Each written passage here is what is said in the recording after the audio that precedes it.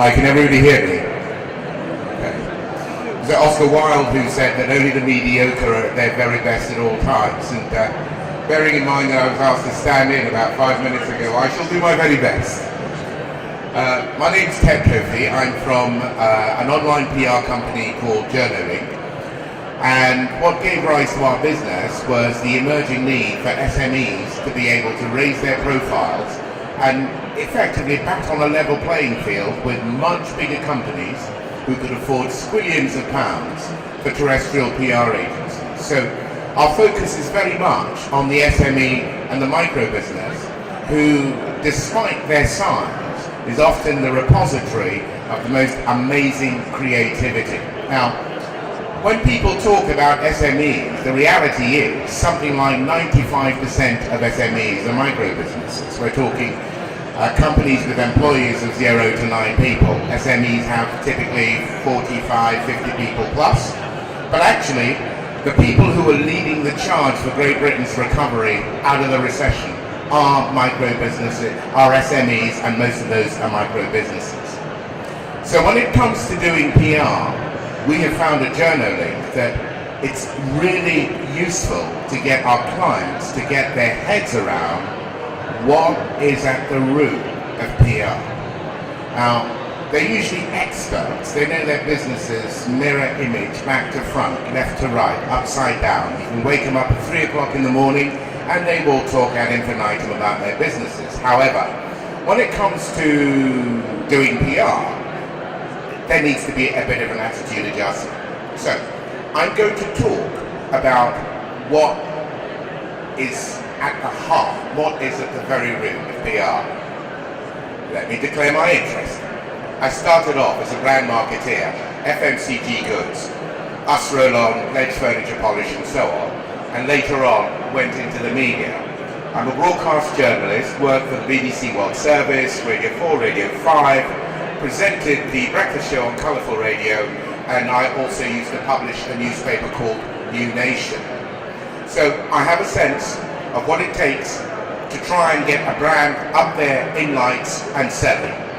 I have a sense of what a good, a bad, and an ugly press release knows like, because I feel them for a living every day. If there's one thing I'd like you to take out of what I'm saying, it's one word. That word is the R word. The DNA of PR is relationships. Okay? You will know that actually as time's gone by, PR used to be called in big companies, it used to be called corporate affairs. There's quite an interesting shift in focus because the words we use now are much more about public relations or media relations. And again, that highlights that key buzzword, relationships. So there are 3 important relationships that go to the heart of PR. The first one is your relationship to news.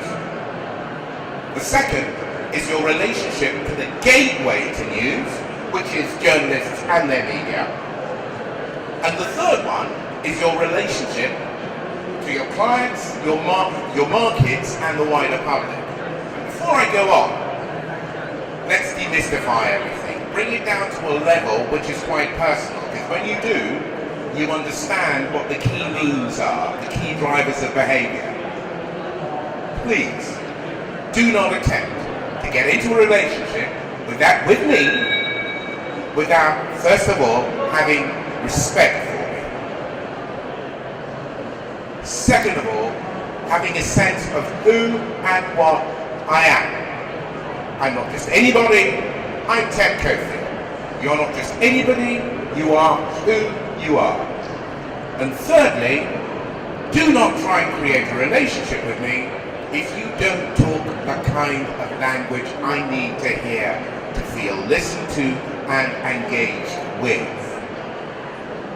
You wouldn't do it to a partner. Let's not do it to our marketing publics either. This is absolutely fundamental in creating any relationship. Okay? So let's take a look at our relationship with news.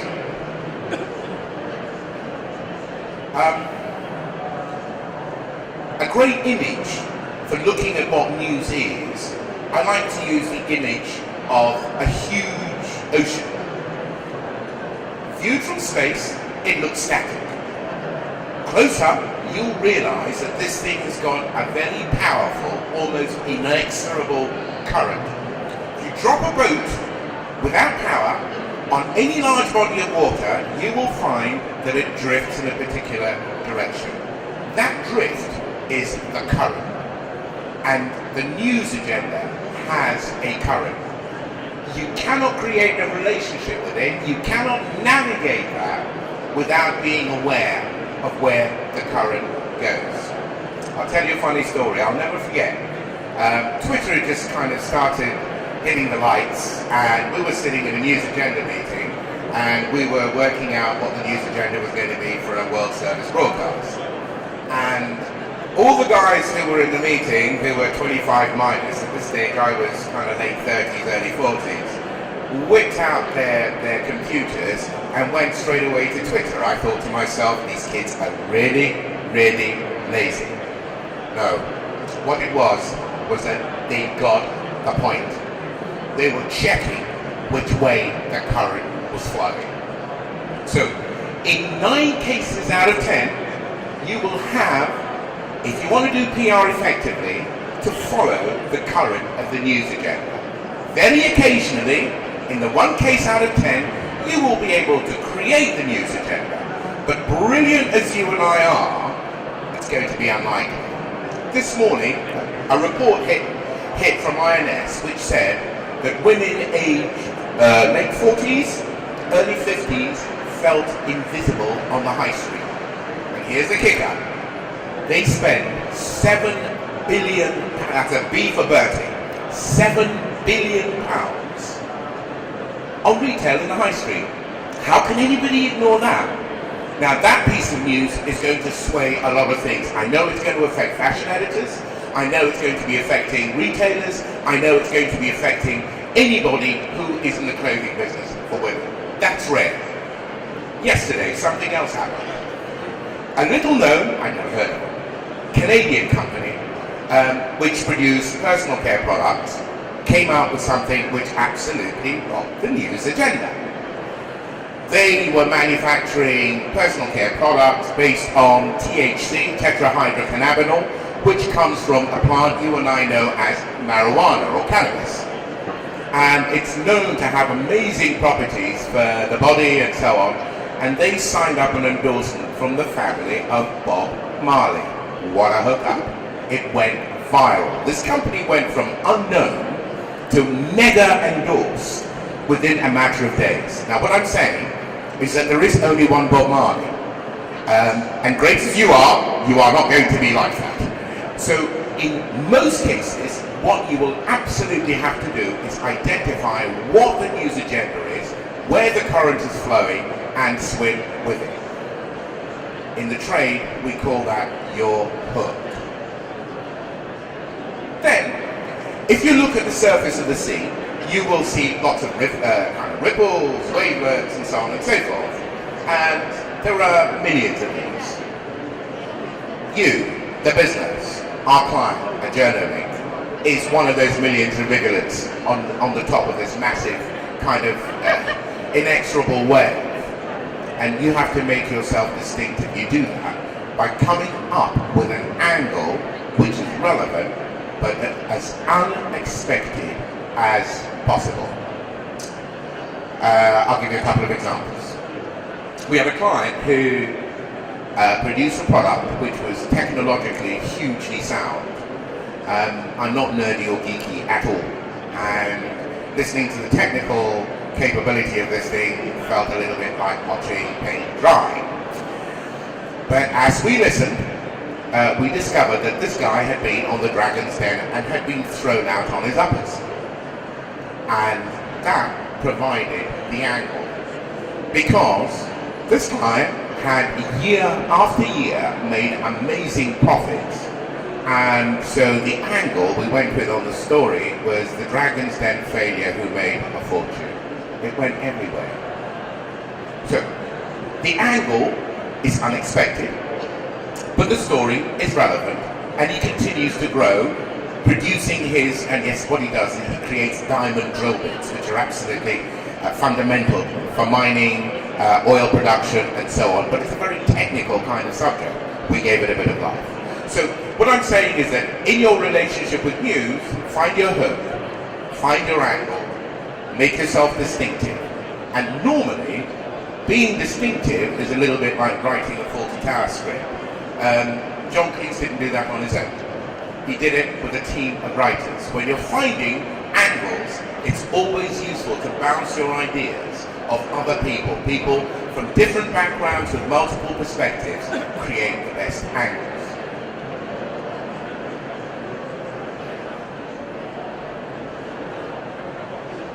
The second relationship, which is really important, is your relationship to journalists. The reason is, they are by and large the gateway to that news agenda. In 2006, there were 3 million blogs.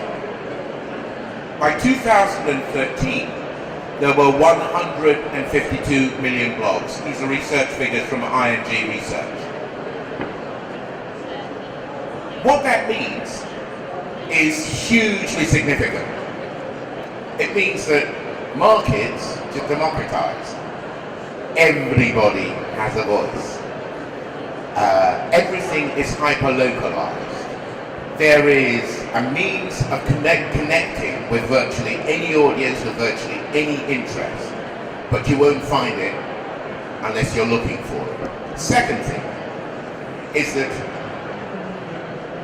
if you try and reach just everybody, you'll probably wind up reaching nobody. And why is that? It's because news has been democratized. And in actual fact, a lot of news is now co-created with journalists. So as the guys were working out in that news editorial meeting, they were looking to see what the Twitter feeds were saying, what was happening on social media, and that in and of itself was influencing the news agenda. So actually, when you're working with journalists, you've got to understand that the journalists are actually also working with you as a crowdsource. I'll give you an example of how crowd-checking, crowdsourcing influences the way journalists work. You remember Encarta. Everybody remember Encarta? It was this awfully slick, beautifully resourced, perfectly researched by boffins of all kinds, and encyclopedia resource, and basically they managed to put Encyclopedia Britannica out of business. Up comes Wikipedia, which is crowdsourced by people whose academic and other qualifications, subject matter expertise and so on, completely unprogrammed. Within 8 years, Encarta had been closed down. This gives you a sense of how important actually the crowdsource, how important the public message is in creating news. So when we're connecting with journalists, as I said, if you have a target for something, not just anybody will do. Just go back to the basic relationships of creating any relationship. You're not just talking with anybody, you're talking with me. I have a style, I have a tone of voice, I have a manner, and I express it. So it's really important for us as clients to research the style, the content, the manner, the tone of voice of the media that we target. It only makes sense. You don't take out somebody on a date to a McDonald's if they're a kind of, they're a French bistro sort of person. You don't take somebody to the V&A Science Museum if they like to go to an Isabella Blow type exhibition. It's horses for courses. And don't try and hit everybody, but you must try, but you must know who you are trying to hit. And building relationships with them is not impossible. You know, I think the public image of journalists is this kind of weirdo sitting kind of behind a glass panel and in a bubble of his own, disconnected from the rest of the world, is, in my humble opinion, somewhat unfair.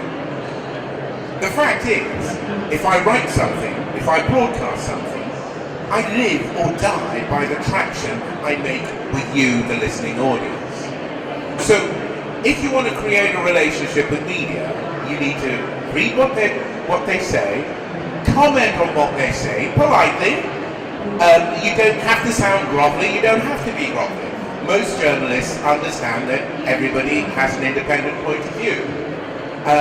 But engage with them by this kind of relationship. You will be shocked at how, over a matter of time, for the candidate media that you choose, you get a very strong sense of this fits here and that doesn't fit there. And think about it. You know what is a Sun news story, you know what is a Telegraph story, and you know what is a Hello story. It's as simple as that. So, in terms of co-creation, it's very important for us to maintain these kind of relationships with people in the media. Now, the last relationship, I'll talk about, I've actually written social media up there, but because it's the way in which most of us connect with our markets and our clients, social media is absolutely crucial. Biggest gateway to our publics, client and marketplace. And when people come across social media, they tend to, I don't know, but I guess they feel sometimes a little bit intimidated by it. There are two types of interactions with social media. The techies and the geeks know very well what social media is. But you also need the style, tone of voice, and the approach to use it. So a techie will understand what it is, but the client has to use it for their own purposes. To that end, my best advice, think of yourself as a media mogul. You are a Mr. Murdoch. You own all these media platforms. You decide who is the editor of all of these media platforms. You decide, what do I want to put out? Facebook, Twitter, LinkedIn, Pinterest, Instagram. All different platforms requiring different kind of content, requiring different tones of voice, for different types of audiences. But the thing is, you're the media mogul. You're the person who can interact on these platforms to create that important relationship with your client. So, you can't do PR without having a big idea, any more than you could try and create a relationship with me without having a sense of who you are. I'd say who, what, why, what are we doing here? You need to have a big idea. I'll give you an example of one that is quite close to home for us. When we were launching Journaling, obviously the big question came up of how is this company different to other media platforms? And thinking about the audience we were going to, thinking about the scale of their operation, thinking about their budgets, the idea came up that it's actually a little bit like a dating site, where businesses that are looking for publicity connect with journalists that are looking for content. And careful though you must be in the use of that kind of analogy, because it can be kind of corrupted in 1,000 ways. Of course, you wouldn't do something, but you know what I mean. The image is quite a powerful one, and it gives you a big idea that you can put out in different ways on different platforms. So it begs the question, what is your big idea? What is the image? What is the description? What is the pen picture? What is the notion that you can just come out with that I will walk away with and know that that's who you are. It's what you stand for. It's distinctive, and it's that the hook I can hang my hat on around your business. This bears quite a lot of thinking about. And when you're thinking about the big idea, think back to your first big relationship, your relationship with the news agenda. For us, internet dating is one of the biggest growth pathways for creating relationships. It's something that everybody's doing, particularly younger people, and increasingly people of older age and so on. So the concept is very clear, very fresh in everybody's minds. And on these platforms, you've got to inspire, inform, entertain, and thereby get engagement. Remember, we're not talking to just anybody. We're talking to a person of a certain profile or a market of a certain profile with certain needs. And that goes to the bottom of what your communications are going to be about.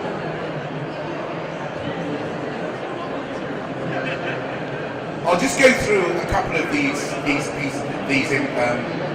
data on these infographics. It's hard to read on my screen. For journalists, 50% of journalists find that social media is their main source of information, despite the fact that there is a low degree of reliability on social media. Consumer opinion is more reliable than a statement issued by any organization. That goes to the question of your news agenda, co-creation, and interjecting your message in the flow of what people are saying. It's one of the means of digital media, is that everything happens in 360 degrees. You can't just look at one perspective. Because somebody else has formed an opinion already of what you're doing. You've got to kind of interject your message into that ocean, that trend, that current that is currently flowing. And journalists, and I'll be honest, this rings true to life, they will publish first and check later. This again because of co-creation. And on the next slide, you'll see why. 32% of journalists understand that social media is unreliable. And yet 50% of it use social media as their main source of information. And even though 51% of PR professionals believe the reliability of news decreases due to social media, because of the fact that there's less fact-checking, they absolutely cannot ignore it. So, I'd like to leave you with this idea. Some questions, really. As you sit here now, what is your relationship to the news agenda? Do you know what it is? Are you aware? Or are you too busy running the business? Because if you don't have a picture, it's very difficult to form a relationship with that person. Secondly, what is your relationship with your key media, your candidate or target media? How well do they know them? What is their tone of voice? What kind of content do they expect? Remember, you're a media mogul. You own lots of platforms.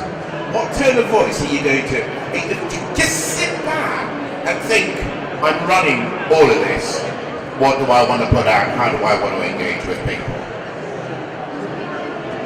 And thirdly, when it comes to connecting with your clients, please understand that they're not an amorphous bunch of people. There are 152 million blogs out there. There is a platform, there is a way of connecting with everyone. So the outthought, I would say, is that when people come to see us, they think that writing a press release is 85% deciding what words to say. I'd say no. 85% of a press release is research. Once you know what you're doing, the words write themselves. virtually for anybody. I hope that gives you a sense of what communication, PR, media relations is about these days. Now, I think my colleague, Asena, has handed everybody a sheet there. If you put your details on it, and she'll collect them right after this,